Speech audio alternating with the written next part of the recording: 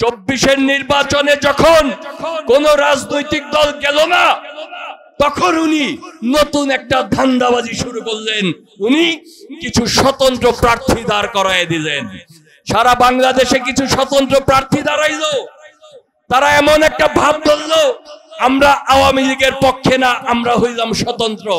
আমার মার্কা ডাব গাছ, আমার মার্কা আম গাছ, আমার মার্কা জাম গাছ, আমার মার্কা ঈগল পাখি, আমার মার্কা ট্রাক। আমরা আওয়ামী লীগের না, অথচ সবগুলো আওয়ামী লীগের দালাল, সবগুলো ছিল শেখ হাসিনার দালাল।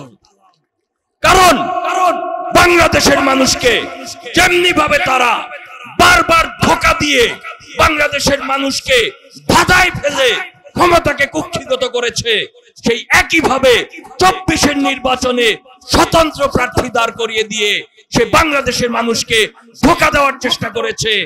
আমাদের দলের অনেক নেতাকর্মীও বিভিন্ন ভাবে নির্বাচনের সাথে যুক্ত হয়ে গেছে। কেন?